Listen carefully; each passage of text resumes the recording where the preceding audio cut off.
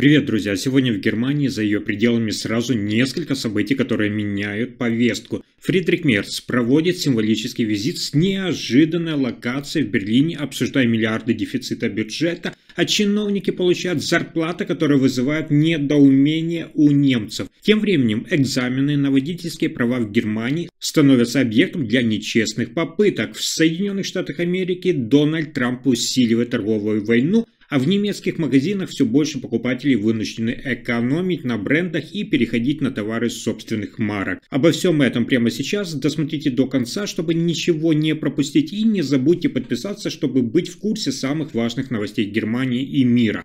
Итак, накануне главного визита федерального канцлера Фридриха Мерца в Северный Рейн-Вестфалия его прием в составе кабинета состоялся не в привычной дюссельдорфской государственной канцелярии, а в историческом здании ратуши Мюнстера. Именно здесь в прошлом обсуждались детали Вестфальского мира.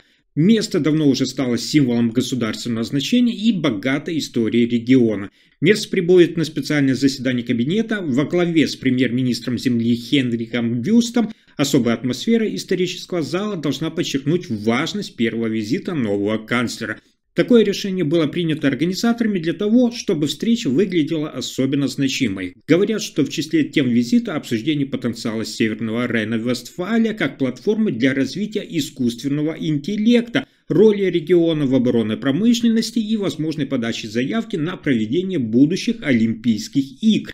Этот визит Мерца уже четвертый по счету после проведенных мероприятий в Баварии, Нижней Саксонии и Саарланде. Следующими ожидают визиты в другие федеральные земли. Но дальше еще интереснее. Лидер фракции Христианско-демократического союза в Бундестаге Йенс Шпан предложил депутатам от его партии и от социал-демократической партии провести совместный вечер в неформальной обстановке, своего рода командную встречу. Он подчеркнул, что многие коллеги из обеих партий еще не знакомы лично, и подобное мероприятие поможет укрепить взаимное доверие и улучшить рабочую атмосферу.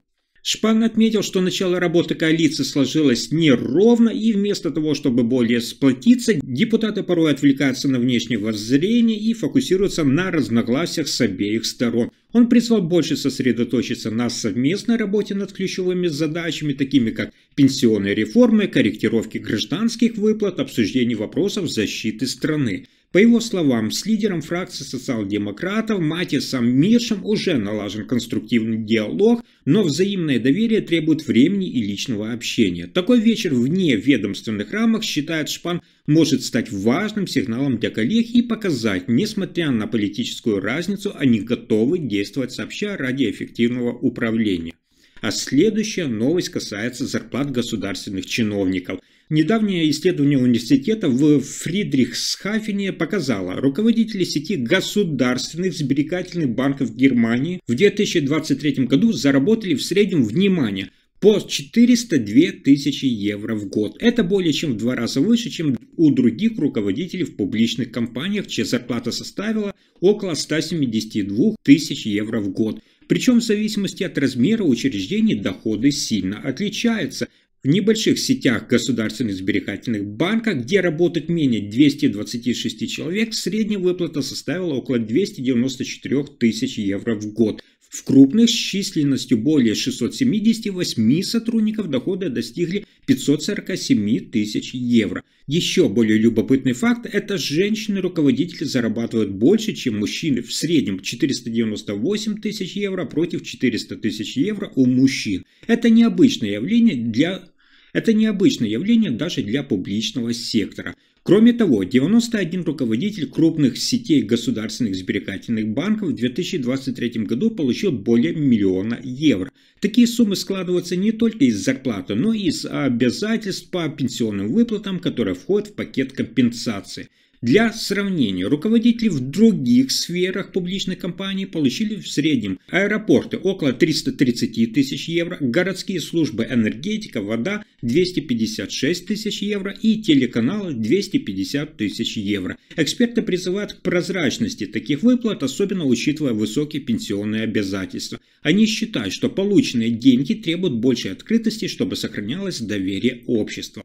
И еще одна новость, которая вызывает обеспокоенность. По информации Объединения технического надзора, число подозрительных попыток сдачи теоретических экзаменов на водительские права в Германии значительно увеличивается. В 2024 году зафиксировано почти 4200 подозрительных случаев. Это на 12% больше, чем в 2023 году и почти на 50% больше, чем в 2020. Только за первую половину 2025 года зафиксировано 2193 таких случая, и это далеко не полный объем. Эксперты уверены, что реальное число намного выше. Самые распространенные схемы – это технические приспособления и подмена личности. В ход идут мини-камеры, спрятанные в очках или галстуках, приемники и микрослушатели, а также использование чужих документов. Объединение технического надзора считает, что за многими случаями могут стоять организованные группы, так как самостоятельные кандидаты не справились бы без посторонней поддержки. Эксперты отмечают, люди, получившие права нечестным путем и не обладающие реальными знаниями, создают риск на дорогах. Однако, несмотря на это, уголовная ответственность часто не применяется, такие случаи не всегда рассматриваются как нарушение. Только в одном из регионов Нижней Саксонии подросток, например, 19 лет, был пойман с электронным устройством во время экзамена. Он пытался удаленно получить ответы, но был выявлен и теперь ждет разбирательства, а также ему грозит запрет на новое участие в экзамене до 9 месяцев. И еще одна важная финансовая новость в Германии. Федеральный министр финансов Ларс Клинбаль заявляет о серьезной бюджетной проблеме. Внимание! На 2027 год в планах дефицит составляет примерно 30 миллиардов евро. Он подчеркнул, что в таких условиях запрещенных мыслей не должно быть и требует максимального участия от каждого члена кабинета. Клинбаль заявил, цитата, «Я ожидаю, что каждая министерка и каждый министр проверит, где можно сэкономить». По его словам, при бюджете свыше 500 миллиардов евро вполне необходимо, чтобы каждый внес свой вклад в преодоление дефицита. Он добавил, что важно, чтобы жители страны почувствовали, все приносят свою лепту, включая людей с высокими доходами. Министр также прокомментировал предложение о сокращении выплат по программе жилищной помощи. Он отнесся скептически к этой идее, указав, снижение возможно лишь при наличии достаточного количества доступного жилья.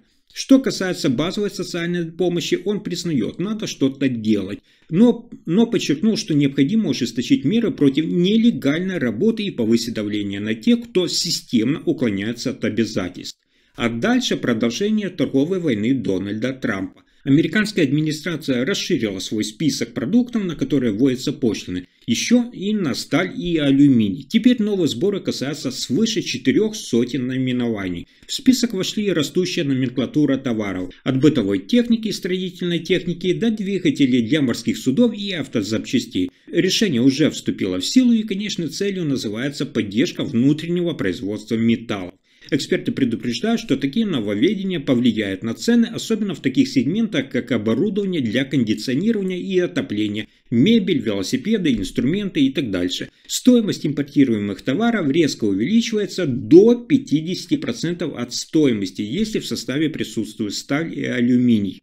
Среди затронутых категорий оказались и компрессоры, и насосы, железнодорожные вагоны, моторы для кораблей и другие изделия со значительной металлической составляющей. Это существенно усложняет работу импортеров, которые теперь придется пересматривать логистические и ценовые стратегии. В ведомстве акцентируют, таким образом закрываются лазейки, использовавшиеся для обхода пошлин. Однако производители бытовой техники и системы инфраструктуры уже заявляют о риске роста издержек и задержек поставок. В ближайшее время отраслевым компаниям предстоит искать способы смягчить финансовые последствия пошлинной политики. А дальше о личных финансах жителей Германии и как они выкручиваются при нехватке денег. Из-за резкого роста цен на продукты все больше покупателей переходят на так называемые собственные торговые марки супермаркетов. Исследование компании SmartCon показывает, в категориях молочных продуктов, сливочного масла, йогурта, сыра, мясных и колбасных изделий, а также сладостей, например, шоколада, отдают предпочтение товарам собственной марки от 60 до 70% потребителей. По словам аналитиков, это объясняется тем, что у многих торговых марок оформляются с использованием биосимволов и узнаваемых значков качества. Это создает ощущение надежности, и покупатели соглашаются не переплачивать за бренд. Тем не менее, в сегментах, таких как кофе или шоколад премиум-класса, интерес к собственным маркам пока слабеет. Эксперты ожидают, что дополнительно многое будет зависеть от дальнейшей динамики цен на сырье, и впереди возможно ожесточенное соперничество. Если информация оказалась полезной, ставьте лайк, подписывайтесь на канал и делитесь видео. Спасибо за просмотр.